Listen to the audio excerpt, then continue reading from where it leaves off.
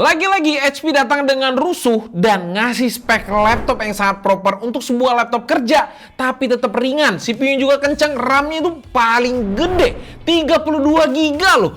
Desainnya juga seperti yang kalian lihat di sini nih, cakep. Layarnya juga OLED. Harganya lebih murah dari semua kompetitornya yang ada sekarang di Indonesia. Ini dia NVX 360 14 2024 dengan tipe FA088AU.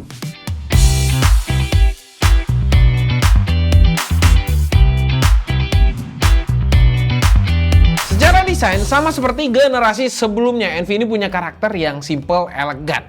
Bagian covernya juga nggak ada apa-apa selain logo HP berwarna chrome. Di bagian keyboardnya juga nggak ada aksen aneh-aneh selain warna keyboardnya yang pakai warna abu-abu. Build quality-nya juga terasa premium kayak saudaranya si Spectre. Kalau diperhatikan sendiri sebenarnya dari desain dan kualitinya ini sih udah bukan kelas mid range lagi. Bahannya itu metal semua, bodinya terasa kokoh, engselnya juga terasa kuat banget. Beda sama yang lain di kelasnya. Kalau gua rasa sih kelasnya itu udah kayak ada di kelasnya ZenBook atau Prestige. Feel keyboard dan touchpad-nya itu nyaman banget, ukurannya itu luas dan licin, dan keyboardnya itu punya travel distance-nya itu pas buat ngetik tanpa capek. Dan layaknya laptop zaman now juga ya kan, itu harus lah. Dan satu keharusan itu sudah ada di keyboardnya, tombol copilot button. Itu harusnya membantu kehidupan kita sehari-hari ya. Oke, dan karena convertible juga, jadi engselnya ini bisa dilipat sampai 360 derajat. Jadi bisa asik nonton atau ngegame pakai mode 10, tablet atau stand. Apalagi dengan screen to body rasionya ini 90,7%. Bobot dan ukurannya ini juga bikin nyaman banget. Jadi bisa diajak jalan untuk memenuhi kebutuhan hybrid lifestyle kalian. Apalagi Gen Z kan, hybrid lifestyle. Itu harus ada gitu kan. Dan beratnya sendiri itu cuma 1,39 kg. Bukan yang paling ringan, tapi nggak kerasa berat sama sekali kayak laptop gaming. Satu hal yang gua nggak suka dari laptop convertible ini adalah tombol powernya yang ada di rangkaian keyboard. Kenapa gua nggak suka? Karena kalau kalian lagi pakai mode tablet misalnya, keyboardnya ini otomatis kan mati tuh. Jadi kalau mau nyalain atau matiin laptop lewat tombol power, terpaksa ubah dulu ke mode laptopnya baru bisa dipakai. Mungkin bisa implementasiin tombol powernya di samping kali ya, supaya bisa dipakai walaupun lagi pakai mode apapun. Dan layar ini juga salah satu jadi daya tarik yang terbesar di seri NV ini, karena layar ini sudah pakai panel OLED bro, dengan resolusi 2,8K. Pastinya itu tuh bikin kita tuh puas banget untuk kerja, nonton, bahkan ke gaming juga. Aspek rasionya juga itu tuh 16:10, jadi untuk produktivitas dan content creation harusnya tuh jadi lebih luas dan bikin workspace kita itu tuh makin luas lagi. Buat para desainer atau fotografer juga nggak perlu khawatir soal color gamutnya, karena OLED ya pasti udah mentok-mentok, tapi saking yang ada sedikit overshoot di sini. Setelah kita cek color gamutnya, panel OLED ini mendapatkan color gamut 148,5% sRGB, 94,1% Adobe RGB, 100% DCI P3, dan 78,6% Rec 2020. Untuk brightness-nya sendiri setelah kita cek itu sampai 403 nits dan cocok lah sama klaimnya HP. Udah pas juga untuk laptop kerja atau buat editing foto dengan spesifikasi panel OLED ini sendiri. Touchscreen-nya sendiri itu juga terasa smooth tanpa masalah, dan HP juga kasih stylus pen yang asik dipakai. Enaknya lagi, stylus ini itu udah ada magnetnya dan bisa ditempel di bagian kanan laptop dengan magnet. Jadi harusnya sih nggak takut hilang kayak generasi-generasi sebelumnya. Karena kan kalau berceceran jadi bisa hilang mana-mana. Kalau sekarang tuh udah cukup canggih, kayak niru Apple-Applean gitu kan, udah magnet.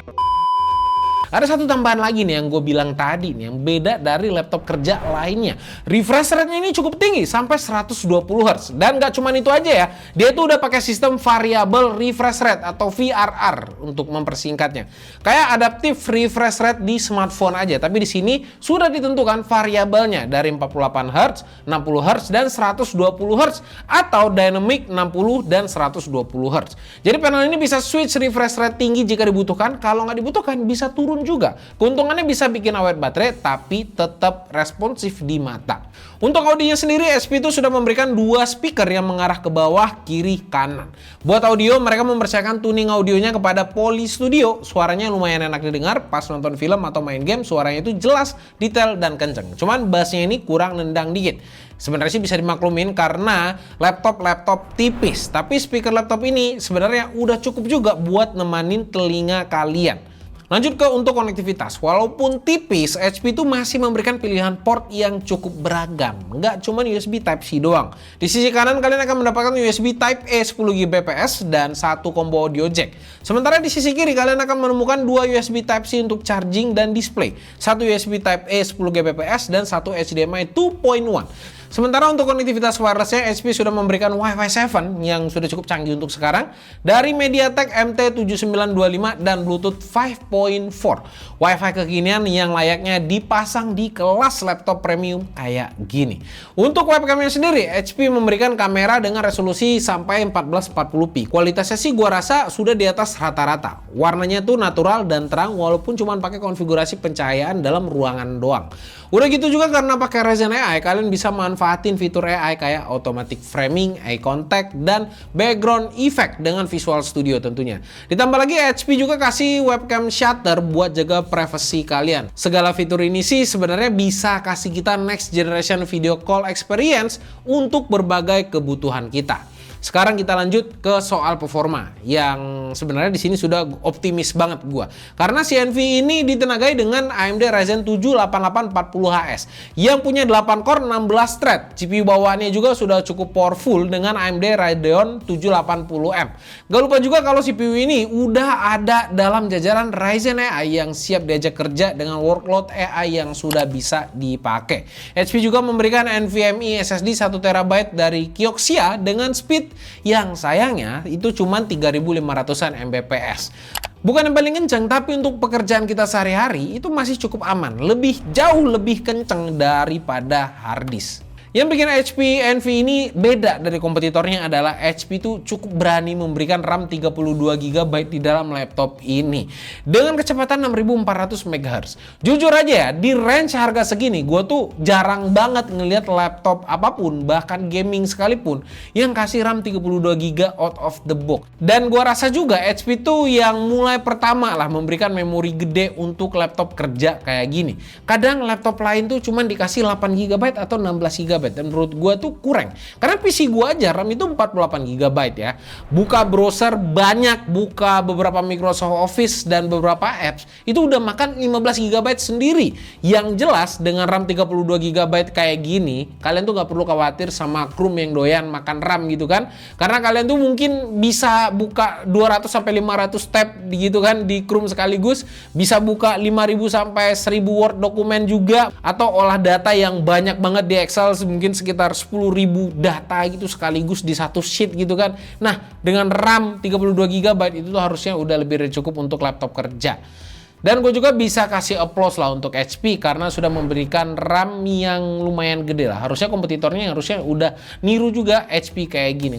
Lanjut kita bahas soal performance-nya. Pas gue pakai buat kerja, ngetik-ngetik, browsing, editing di Canva atau di CapCut gitu kan, semua tuh lancar aja tanpa kendala di laptop ini. Apalagi kalau ngeditnya pakai mode 10, pakai touchscreen sama pennya. Itu sih nikmat banget. Lihat aja nih skor Cinebench dan Geekbench-nya. Udah babat habis Ultra 7. Untuk editing yang agak berat kayak Premiere itu masih bisa diandalkan juga. Karena gue coba dengan video 4K, syncing timeline-nya itu lancar, gak ada masalah. Renderingnya juga lumayan kenceng, bisa selesai dalam waktu 3 menit 50 detik aja. Kalau rendering 3D ya masih bisa aja, tapi harusnya sedikit bersabar. Karena rendering BMW di Blender baru bisa selesai di sekitar 3 menit, baik menggunakan CPU ataupun GPU bawaan atau iGPU-nya. Tapi buat laptop tipis kayak gini sih, gue sih udah cukup puas sama hasilnya. Untuk yang mau gaming tipis-tipis di sini, karena refresh rate udah cukup tinggi, kalian tuh pasti happy juga. Di samping storage-nya yang gede dan refresh rate-nya yang tinggi tadi, ternyata performance-nya itu beneran bisa diandelin. Main game kompetitif di resolusi native-nya itu masih bisa tembus sampai 90-an FPS. Game AAA juga ternyata masih sanggup. Gue coba main GTA 5 rata kanan di 1080p itu masih tembus di sekitar 50-an FPS. Game Shadow of Tomb Raider setting high 1080p masih asik juga diajak bermain di 30-an FPS. Untuk game yang lebih berat lagi kayak Cyberpunk 2077 itu masih lancar di setting low dengan upscaling di 40-an FPS. Sementara game terbaru kayak Horizon Forbidden West itu juga masih bisa nyaman dimainin di settingan very low dengan upscaling, jadinya dapat di sekitar 29-an FPS. Gimana? Apakah cukup asik? Walaupun tipis dan ringan, ini laptop juga punya stabilitas performa yang gua acungin jempol juga. Karena saat gua uji dengan Cinebench R23 10 kali berturut-turut tuh, itu bisa dibilang tersiksa nih laptop tipis kayak gini. Stabilitas performanya itu masih bisa bertahan di atas 90%. Suhu permukaan juga terjaga di sekitar 45 derajat. Nggak ada yang panas di surface-nya sendiri. Jadi harusnya makanya tetap nyaman walaupun di full load terus-terusan. Tapi gue sih nggak menyarankan ya. Karena ini bukan laptop untuk dihajar terus-terusan. Sementara suhu terpanasnya itu hanya mentok di 47 derajat aja. Itu pun di sekitar exhaust. Ini sih terbukti berarti ya laptop tipis, ringan, dan powerful bisa jaga stabilitas dan performanya, asal yang bikin itu jangan sembarangan. Udah ngomongin CPU dan GPU-nya, sekarang giliran Ryzen AI-nya. Gue coba pakai LM Studio dengan model Llama 3. Sistem bisa respon pertanyaan gue yang butuh jawaban panjang dan ngawur kayak gini itu dengan cepat. Topas foto dan video juga bisa jalan dengan lancar tanpa hambatan sama sekali. Yang terakhir gue mau coba Stable Diffusion yang katanya dibuat untuk Ryzen AI dengan nama Muse 2.0. Nah, di sini kalian tuh bisa generate gambar dari teks, ubah karakter gambar atau ubah coretan kalian jadi gambar berkualitas tinggi. Hasilnya kenceng banget. Ya emang ini aplikasi dibuat agar fully optimized di Ryzen AI. Tapi gua nggak expect aja bisa sengebut ini sih. Lihat aja nih ya, generate gambar cuman butuh 9 detik aja. Kenceng banget tuh bisa dibilang. Cuman perlu diingat kalau ini nggak bisa dibandingin sama sekali sama Stable Diffusion kayak Waifu Bench. Karena emang beda aja. Gak cuman itu, ternyata selain Muse ini, AMD juga jalin kerjasama dengan 150 ESV. Artinya bakal makin banyak lagi aplikasi jalanin AI di AMD di masa depan nanti. Selain ngebut, HP juga memberikan baterai berkapasitas 59 Wh. Memang bukan yang terbesar, tapi percaya sama gua, daya tahan baterai ini cukup lama. Bisa dibilang ya lama lah. Karena saat gua uji dengan PC Mark 10 Modern Office Battery Test, laptop ini mampu bertahan sampai 8 jam 46 menit. Hampir 9 jam loh itu. Dan di PC Mark 10 video playback bisa bertahan sampai 7 jam 16 menit. Ini lumayan banget buat laptop kecil dan tipis kayak gini.